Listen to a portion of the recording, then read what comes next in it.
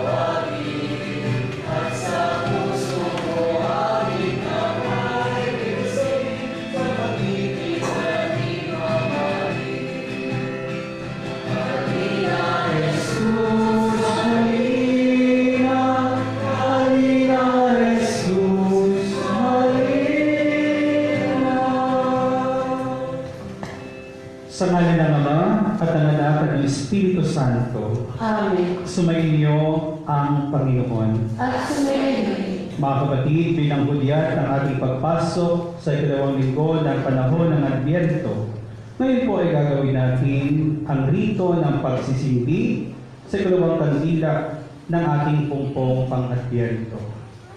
Manalangin tayo. O aming Ama, dinulutan niyo kami makiisa sa banal na pagdiriwang sa umagang ito. Puspusin niyo po ng Espiritu Santo ang bawat mananampalataya na nagsusumamo at humihingi ng iyong biyaya sa umagang ito. Sa aming pagpasok sa ikalawang linggo ng panahon ng Adbyento, itulog niyo po ang iyong pagpapala. Ibuhos ang iyong bendisyon at patawarin kami sa aming pagkakasala. Ngayon po, igaganapin natin ang pagsisindi ng ikalawang kandila sa ating pungpong pang-Adbyento.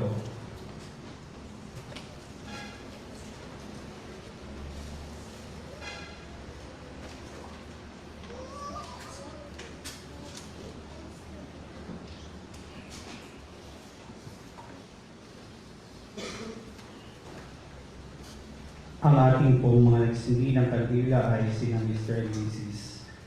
Marjo Santos. Maraming salamat.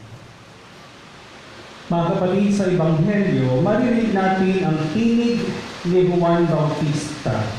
Pagsisihan ninyo at talikdan ang inyong mga kasalanan sapagkat malapit na maghari ang Diyos. Noon at ngayon, bawat tayo tinatawag sa pagbabagong loob at pagbabagong buhay. Mapapalad tayo mga nagsisisi at tumatanggap sa Panginoong tagapagligtas. Mga kapatid, aminin natin ang ating mga kasalanan. Hinaamin ko sa makapangyarihang Diyos at sa inyong mga kapatid na lubha ako nagkasala sa isip, sa salita, sa gawa, at sa aking pagkukulang. Kaya sinasama ko sa mahal na Birheng Maria sa lahat ng mga anghel at mga banal at sa inyong mga kapatid na ako'y panalangin sa Panginoong ating Diyos. Kaawaan tayo ng makapangyarihang Diyos. Patawarin tayo sa ating mga kasalanan at patnubayan tayo sa buhay na walang hanggan. Amen. Panginoon, kaawaan mo kami. Panginoon, kaawaan mo kami. Kristo, kaawaan mo kami. Kristo, kaawaan mo kami. Panginoon, kaawaan mo kami. Panginoon, kaawaan mo kami. Manalangin tayo. Ama naming makapangyarihan at maawain, sa aming pagsalubong sa iyong anak, huwag mong ipahintulot na maging hadlang ang aming mga pinagkakaabalahan. Turuan naman kami ng kanyang karunungan upang kami ay kanyang makapili, kasama mo ng Espiritu Santo, magpasubalang hanggan. Amen. Magsiyo po at makinig sa pagpapahayag ng salita ng Diyos. Sa unang pagbasa, ipinahayag ni Propeta Isaías ang pagdating ng Mesiyas na nagmumula sa langit ni David. Taglay niya ang Espiritu ng Diyos at sa pamamagitan niya ay sasambahin ng Diyos ng lahat ng mga tao. Pagbasa mula sa aklat ni Propeta Isaías. Sa araw na iyon, sa langit ni Ese ay lilitaw ang isang hari tulad ng supling mula sa isang tuod. Malalahan sa kanya ang Espiritu ng Panginoon. Bibigyan siya ng katalinuhan at pagkaunawa, ng kaalaman at kapangyarihan, ng karunungan at takot sa Panginoon. Kagalakan niya ang tumalima sa Panginoon. Hindi siya hahatol ayon sa nakikita o batay sa narinig sa iba. Bibigyan niya ng katarungan ang mga dukha. Ipagtatanggol ang karapatan ng mga kawawa. Ang salita niya ay parang tungkol na ipapalo sa malulubi. Ang hatol niya ay kamatayan sa masasama. Katarungan at katapatan ang pag-irani niya sa kanyang pamamahala. Maninirahan ang asong gubat sa piling ng kordero. Matutulog ang leopardo sa tabi ng batang kambing. Magsasama ang buya at ang batang leon, at ang mag-aalaga sa kanila ay batang masin. Ang baka at ang oso ay magkakasamang manginginain. Ang mga anak nila ay magkakagaling matutulog. Kakain ng damo ang leon na animoy toro. Maglalaro ang batang pasususuli sa tabi ng lungga ng ahas. Hindi maano ang bata kahit laruin ang ulupong. Walang mananakit o mangingisala sa nasasaklaw ng banal na bundok, sapagkat kung paano puno ng tubig ang karagatan, laganap sa buong lupain ang pagkakilala sa Panginoon.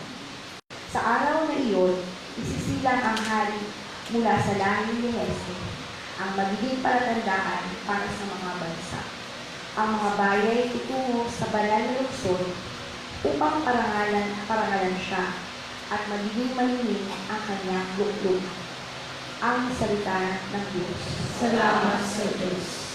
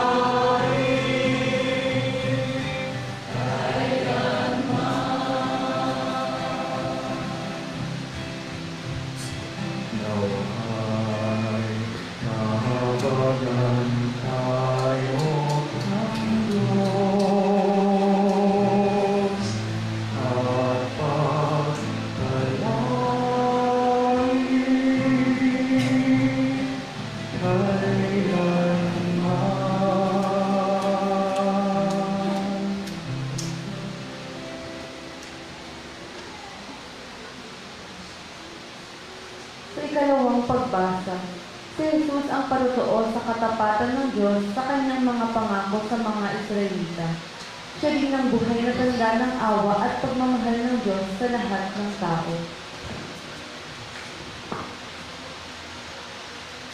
Pagbasa mula sa sulat ni Apostol San Pablo sa mga taga-Roma. Mga kapatid, anumang nasa kasulatan noon pang una ay nasulat sa ikatututo natin, sapagkat lumalakas ang ating loob at nagkakaroon ng pag-asa kapag binabasa natin ang mga aral na matatagpuan dito. Loobin nawa ng Diyos na nagpapatatag at nagpapalakas ng loob na mamuhay kayong may pagkakaisa kay Kristo Jesus. Sa gayon, sama-sama kayo magpuri sa Diyos at Ama ng ating Panginoong Jesucristo. Kung paano kayo'y malugod na tinanggap ni Kristo, gayon din ang gawin ninyo sa isa't isa upang maparangalan ninyo ang Diyos. Sinasabi ko sa inyo, si Kristo'y naging lingkod ng mga Hudyo upang ipakilala na tapat ang Diyos at tinutupad ang mga pangako niya sa mga patriarka at ang mga hentil naman magpuri sa Diyos dahil sa kanyang habag. Ayon sa sinasabi ng kasulatan, kaya't papupurihan kita sa harapan ng mga hentil at aawitan ko ang iyong pangalan. Ang salita ng Diyos. Salamat sa Diyos. Magpisayo.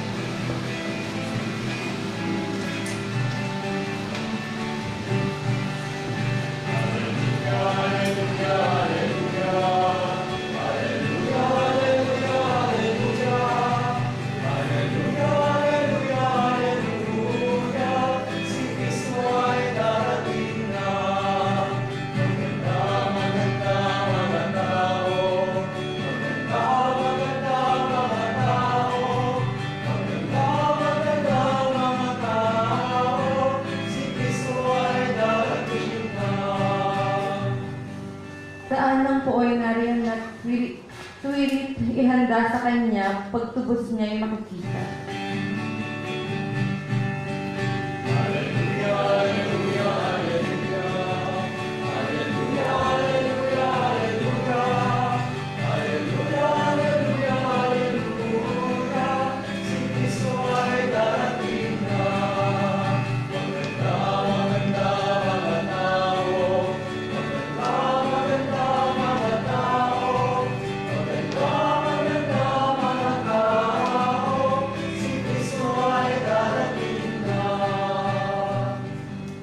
Sumainyo ang Panginoon. At sumayo. Ang mabuting balita ng Panginoon ayon kay San Mateo. Papuri sa iyo, Panginoon.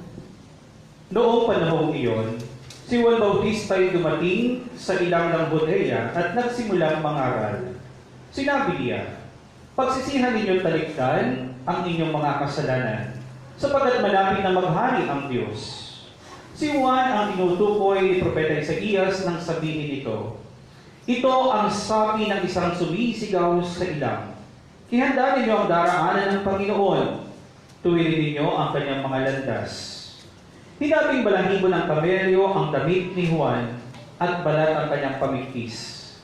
Ang kanya namang pagkai, balang at pulot-pukyutan.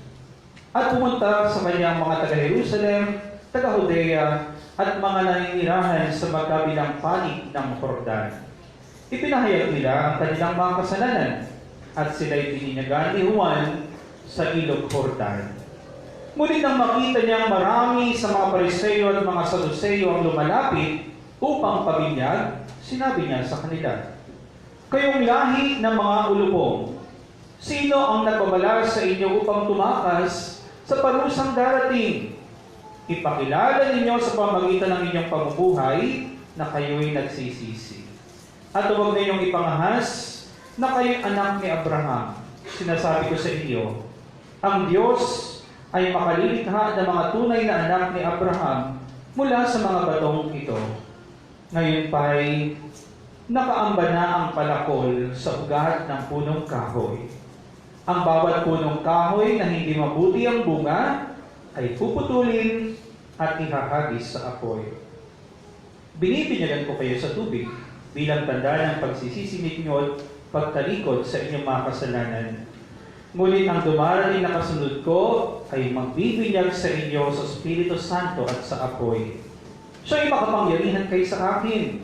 Hindi ako dapat kahit tagadala ng kanyang panyapa. Hawak niya ang kanyang kalaykay upang alisin ang dayami. Titipunin niya sa kamalig ang trigo, ngunit ang ipay susugin sa apoy na di mamamatay kailanman.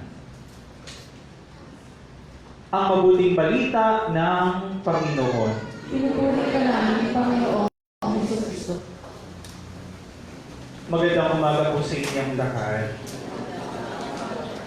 Alam niyo po, sa linggong ito, kaalinsabay ng ating pasok sa ikalawang linggo ng panahon ng Adbyento, ay ating po pinagdiriwang din ng dakilang kapistahan ng mahal kalinisan-nisang paglilihi sa mahal na Birheng Maria.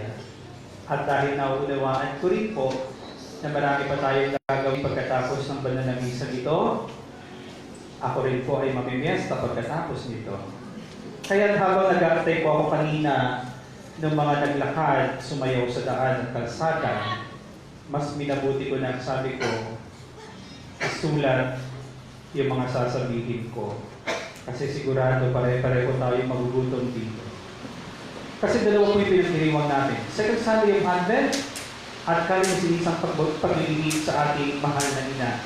Kaya ang title po ng aking pagninilay, huwag po kayong magugulat, hindi pa ako gumagamit nito, marijuana. Si Maria at si Juan Bautista. Maria at Juan Bautista, ano ang hamon nila? Kaya di magmariwana, mag-adik kay Maria at kay Juan Bautista, hindi kung kani-kanino at kung saan-saan ka nagkaadik. Simulan natin, syempre, sa pinagmulan natin kay Maria. Immaculate Conception. Sino po ba sa inyo ang nakarating na sa Bicol at nakita na po ang Mayon Volcano? Pwede po bang malaman? Yan, marami-rami na rin po, no? Alam niyo po, minsan pumasyal ako sa Bicol at pinuntahan po ang matayog at magandang Mayon Volcano. Swerte po ako dahil maganda ang panahon ng araw na iyon. Maliwanag sa kalangitan at kitang-kita po ang perfect cone ng bulkan. Ang sabi ko kasi ng ilang taga roon, may paniniwala na tanging ang mga virgin lamang ang nakakakita ng perfect cone ng bulkan. Well, alam nyo na. Nang sumunod na araw ay naroon ako ulit at napansin ko may mga grupo ng mga madre. Oh, sister, di po siguro ayos itong mga to. Tinanaw ang bulkan at ang sabi nila, ay sayang, maulap. Di natin makita ang perfect cone ng bulkan ngayon. Sisters, alam na natin kung sino ang virgin. Uso pa ba ang pagiging virgin ngayon? Sa ibang progresibong pag-iisip, makaluma na ang kahinhinan at ang kalinisan. Dalagang Pilipina, ngunit ang kapistang ipinagdiriwang po natin sa araw na ito ay nagsasabing posible pa rin ang kalinisan. May ilan pa rin nalilito sa kapistahan ito. Ang sabi nila, ang Immaculate Conception, akala ko ng iba, ito ay mahimalang paglilihik ni Maria kay Jesus, o ang tinatawag nating virgin birth ni Jesus. Sino ba talaga ang ipinaglihi? Si Jesus o si Maria? Ang Immaculate Conception ay ang kalinis-nisang paglilihi kay Maria. Na pinaniniwalaan natin totoo bilang Kristiyano. Pero sabi naman, paano po, Father, mangyayari ng isang tao ipinaglihi ko walang kasalanan, ngayong lahat ng tais nilang na mayroong bahid ng original sin? Marahil imposible para sa ating mga tao. Pero tandaan natin ito, sa Diyos, hindi imposible. Kung ihiramin ko po ang slogan ng Globe Telecom, sa lakas ng Diyos, posible. Isang natatanging pribilehiyo ang ibinigay ng Diyos kay Maria na ipaglihi siyang walang kasananang mana sapagkat siya ang magdadala sa anak ng Diyos sa kanyang sinapupunan. Hindi po yata tama ang maglagay ng maputing bigas sa maruming kaldero. O kaya naman hindi yata tama ang maglagay ng isang malinis na ostya sa maruming siborium o monstrance. Dapat malinis muna ang paglalagyan. Ang sinapupunan ng mahalaga rin ang inihanda ng Diyos sa pulpa ng ipaglihi siya ng kanyang mga magulang. At ang kalinisan ito ay kanyang pinananatili. Kaya nga po ang tawag din sa kanya ay ever virgin. Isang magandang paalala sa ating lahat. Marahil ay hindi natin mapapantayan ang kalinisan ng mahal na ina. Ngunit inaaliyahan tayong mabuhay ng may malinis na puso. Nakakalungkot sapagkat kalat na po sa mundo ang kalaswaan at sinisira ang murang pag-iisip ng mga kabataan. Hingin natin na sana ay protektahan ng mahal na Birhen ang bawat isa sa atin. Kung tayo mawala ng pag-asa sapagkat kaya din nating maging malinis tulad ng mahal na ina. Tandaan po natin ang mga katagang ito. Sa lakas ng Diyos, ang lahat ay posible. Ikalawa, introduction pa lang po yun. Ito na po talaga. Dito lang po. Si Juan Bautista. Juan ang ibig sabihin ay God is gracious. Ang Diyos ay mapagpala. Naniniwala po ba kayo na ang Diyos ay mapagpala? Well, sorry. Si Father Arvin hindi. Kasi naniniwala ako na ang Diyos ay sobra-sobra mapagpala. Sobra-sobra mapagmahal. Ito po ang pinagmula ni Juan Bautista.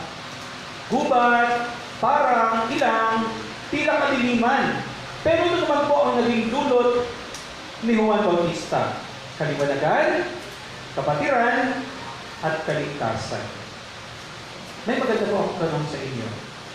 Kailan ba ang huli mo pagkukumpisal? Marami po sa atin ang tumatanggap ng katawan ni Kristo sa banal na komunyon. Kapag nagmimisa, ngunit nakakalungkot, ilan kaya ang palagi ang nagkukumpisal? Next time na lang po, Father, kapag malapit na akong mamatay, bata pa naman po ako, mahaba pa ang buhay ko. Tingnan po natin kung may katotohanan ito. Meron po isang lumang kwento na minsan na po ay nagkaroon ng pagpupulong ang kalipunan ng mga demonyo. Isang devil's assembly na pinatawag ni Lucifer. Ganda pong tingnan, ay ganda pong pakinggan, di ba?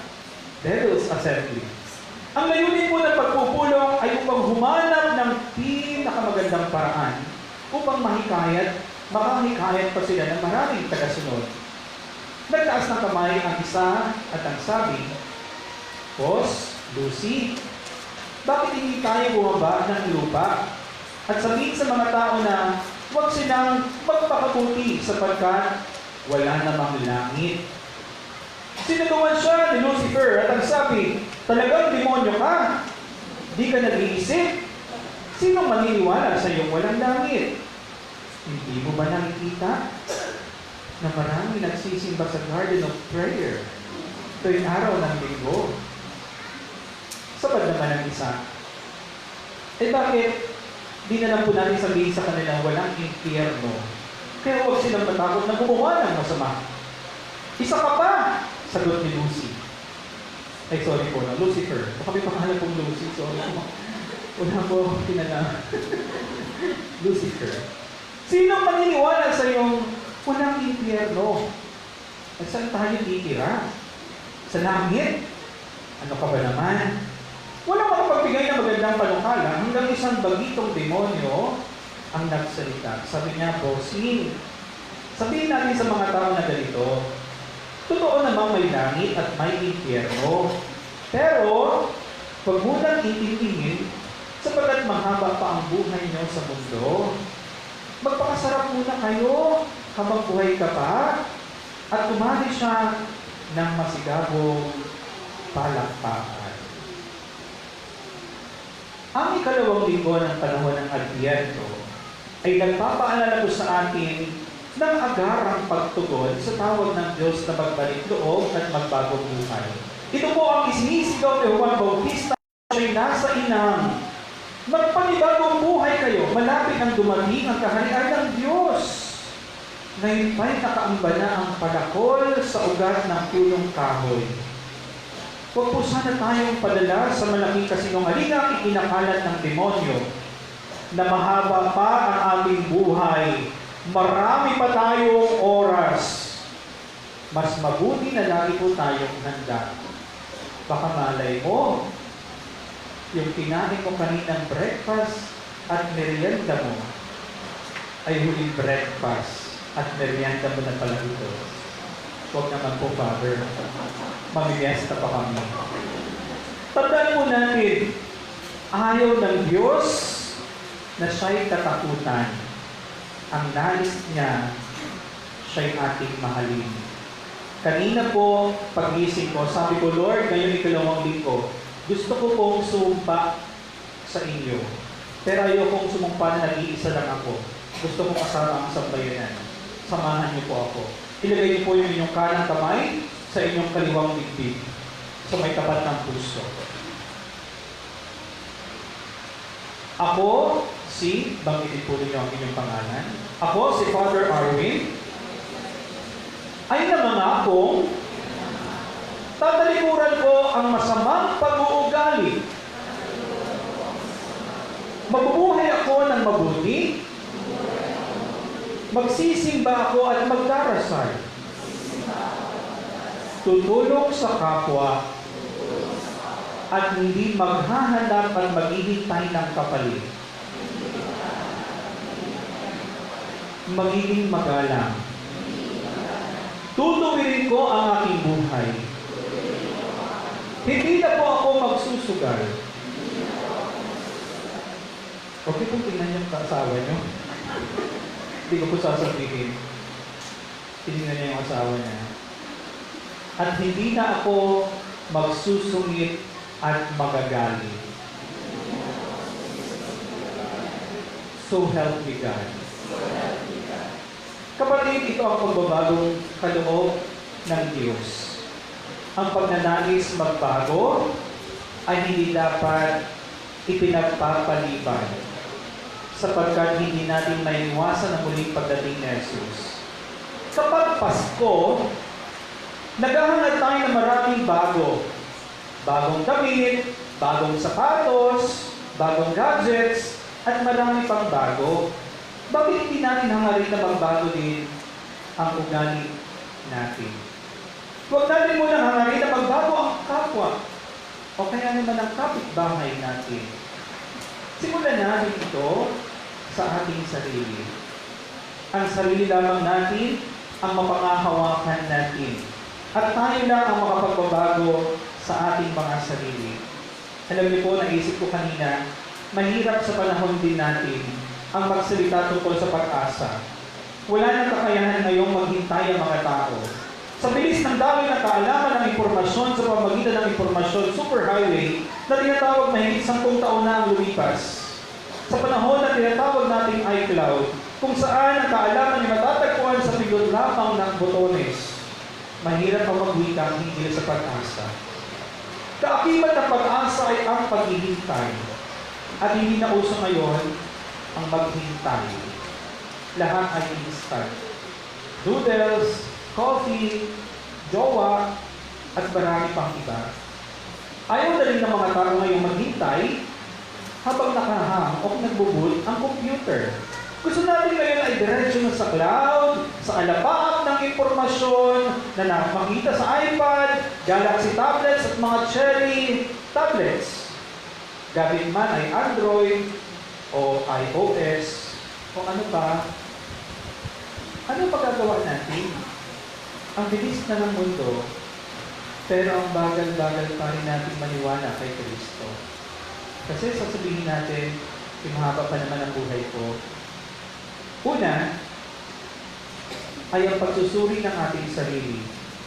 Kung ano ba ang ating nagawang mali at pagkukulang. Pangalawa, ang pag-ako at pag-amin sa ating mga kasalanan. At pangatlo, ay ang pagsisisi ng ating mga kasalanan. Alam niyo po, kung kinakailangang pagkumpisal at may pagkakataon ay gawin po natin ito. Sapagkat sabi sa ating Ebanghelyo, baguhin ninyo ang inyong pamumuhay sapagkat malapit na ang paghahari ng Diyos. Ito ay panawagan hindi lamang ng panahon ni Juan Bautista, kundi lalo higit sa panahon natin ngayon na marami nang nag-a-addict sa tunay na marijuana. Pero bago pa mahuso yan, nandiyan na si Maria at si Juan Bautista. Sa kanya kapag-addict o kung saan-saan at kung kali-kanino.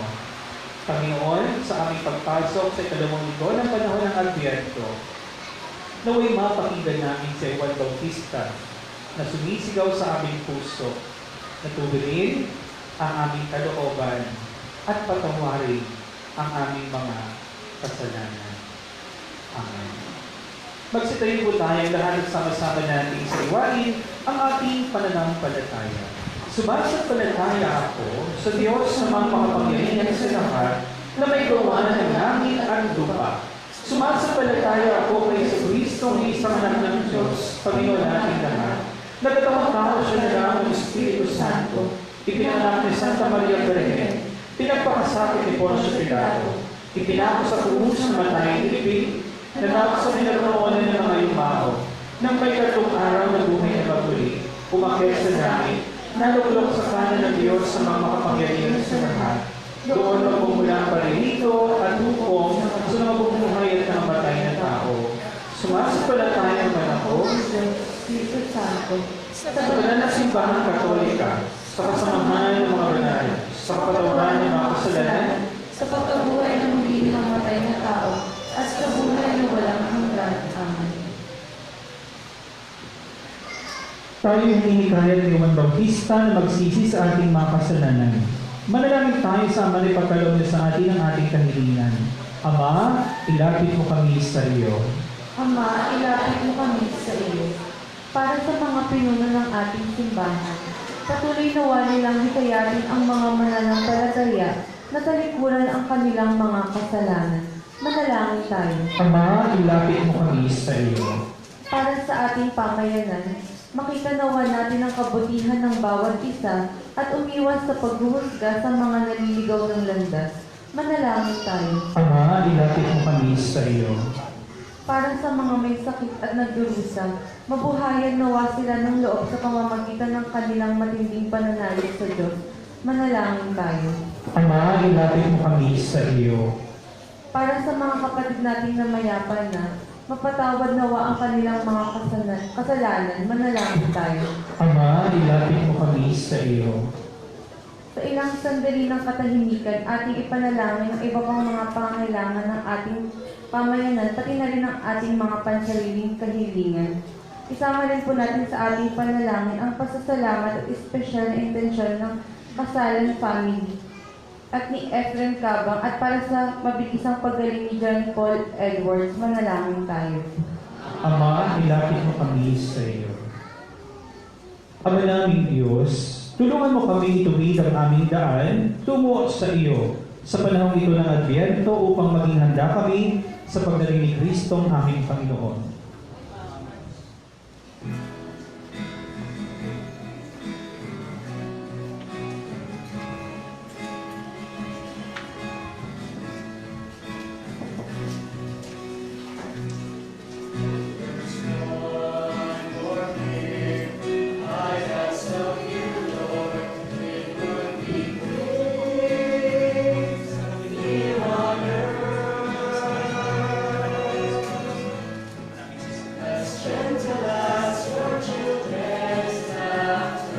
Marcia po po.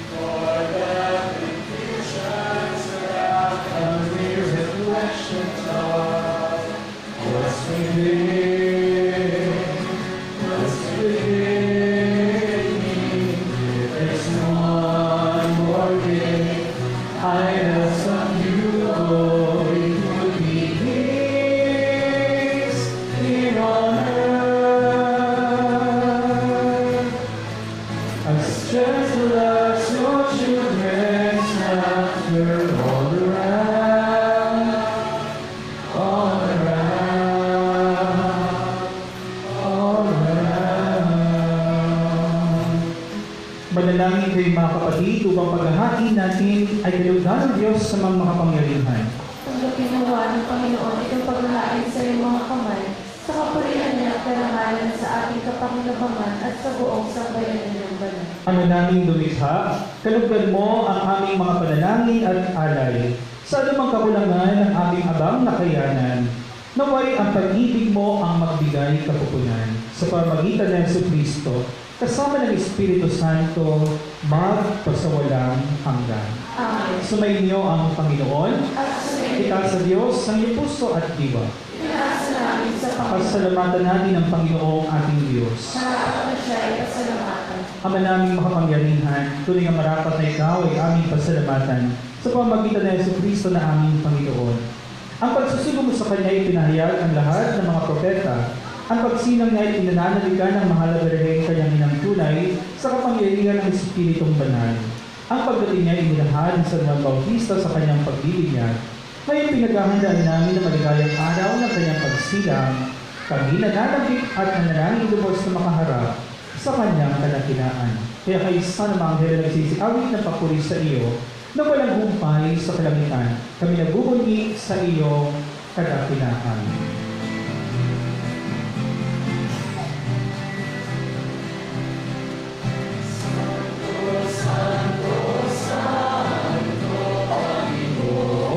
Diyos ng makapangyarihan, napupuno ang langit at lupa ng kalwalhatian mo.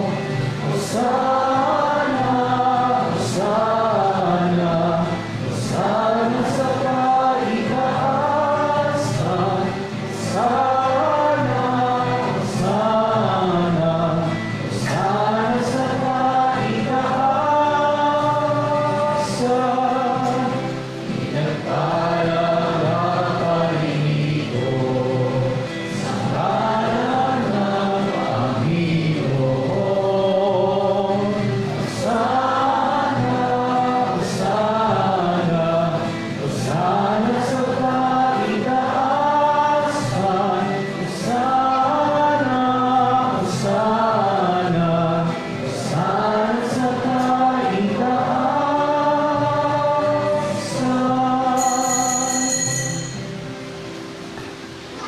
Ama naming banal, ikaw ang bukal ng kabanalan, kaya sa pamagitan ng iyong Espiritu, gawin mong banal ang mga kaloob na ito, upang para sa amin maging katawan at dugo ng aming Panginoong Jesucristo.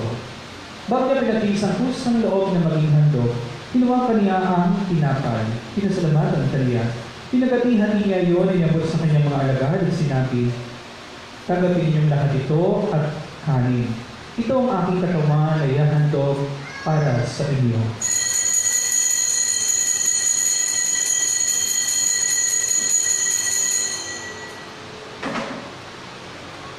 Gayon naman nang matapos ang hapunan, hinuwakan niya ang kalis. Muli kanyang pinasalamatan. Inabot niya ang kalis sa kanyang mga alagad at sinabi, "Tanggapin ninyong lahat ito at inumin. Ito ang kalis ng aking dugo ng bago't walang hanggang tipan. Ang aking dugo ay bubuhos para sa inyo at para sa lahat sa kapagpapatawad ng mga kasalanan. Gawin niyo ito sa pagtanada sa akin."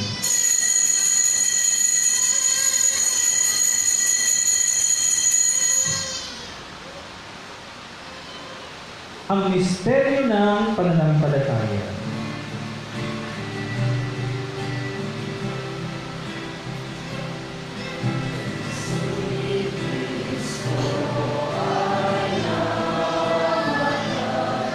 Si Kristo ay nabuhay.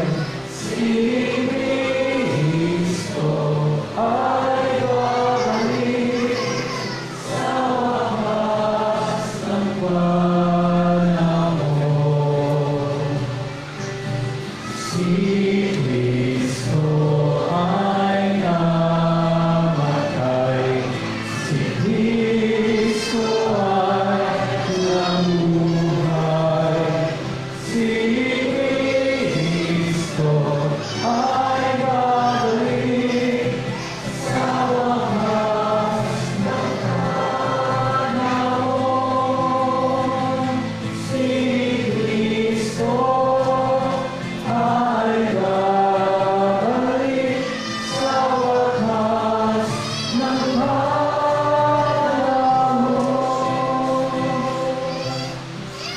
Ama, ginagawa namin ngayon ang pag-alala sa pagkamatay at muling pagkabuhay ng iyong anak.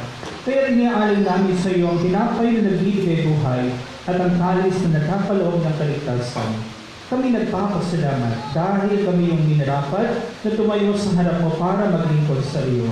Isinasama namin kami magsasalo-salo sa katawan at dugo ni Kristo ay mabuklod sa pagkakaisa sa pamagitan ng Espiritu Santo. Ama, lingapin mo ang iyong simbahang laganap sa buong daigdig. Puspusin mo kami sa pag-ibig. Kay San Francisco na aming Santo Papa at ni Bartolome na aming Obispo ng Kanang Kaparian. Alalahanin mo rin ang mga kapatid namin na himlay na may pag-asang sila'y muling mabuhay. Gayon din ang lahat ng mga pumanaw. Kawan sila at patuloy sa iyong kalinagan. Kawan mo pag inapatid kami lahat na makasalo sa iyong buhay na walang wakas.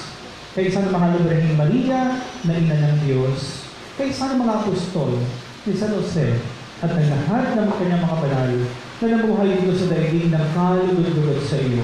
May pagdiwang nawa namin ang pagpupuri sa ikararangal mo sa pamagitan ng iyong anak na aming Panginoong Jesucristo.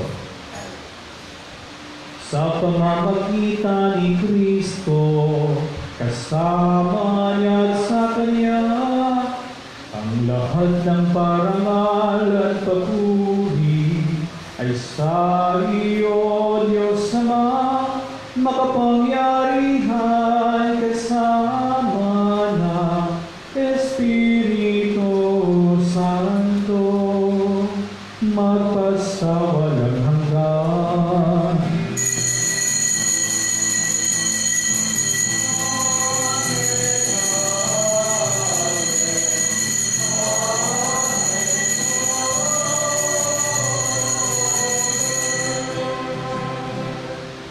Sa tagubilin naman nakagagaling ng utos sa tulad ni Jesus sa Panginoon natin at Diyos, ipahayag natin ang lakas loob.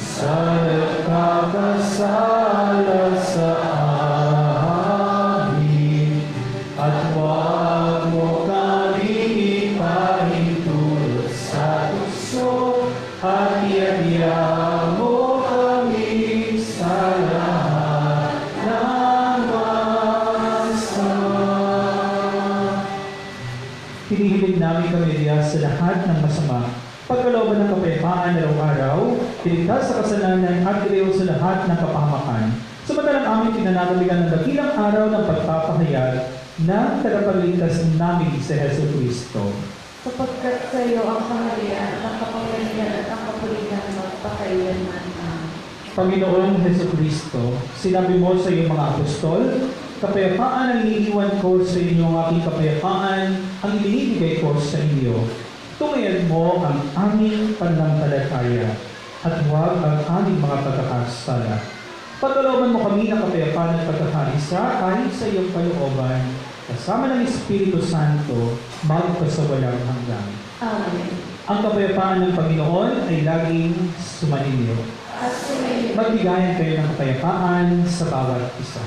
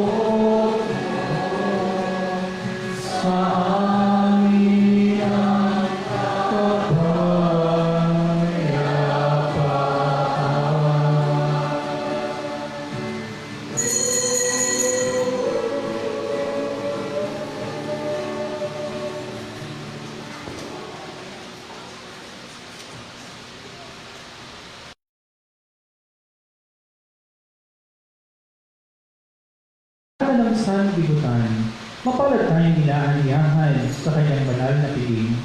Panginoon, hindi ang karapat dapat na magpatuloy sa iyo. Ngunit sa isang salita mo lamang ay gagawin na ako.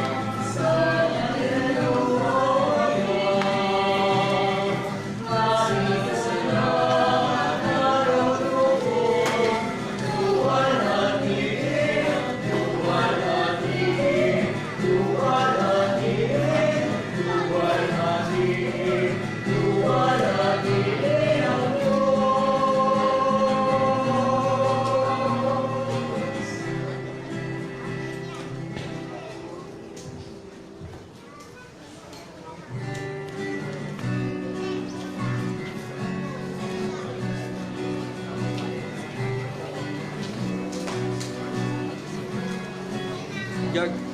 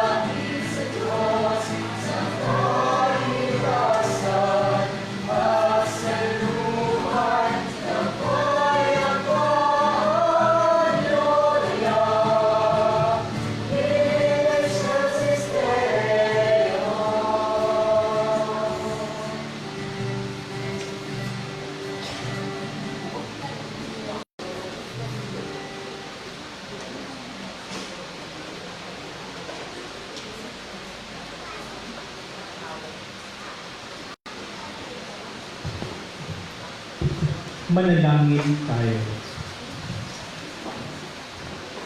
Ama naming mapagmahal, kaming pinapakinabang mo sa iyong banal na salo-salo, ay turuan mong kumilala sa layunin ng iyong mga nilikhang bagay na dapat namin gamitin upang kami ay sumapit sa iyong piling. Sa pamagitan ng Jesucristo, kasama ng Espiritu Santo, magpasawalang hanggan.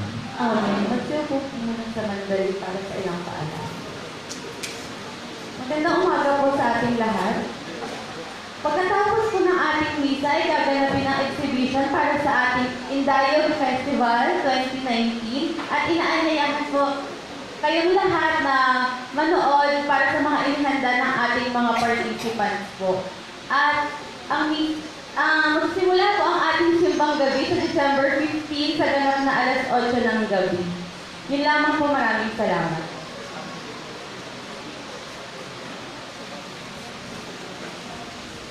Sumainyo ang Panginoon.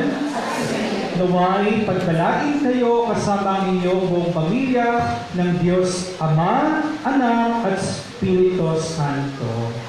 Tapos na po ang ating banal na pagdiriwang, humayo kayong taglayang kapayapaan at tuwirin ang inyong mga buhay. Salamat sa Diyos.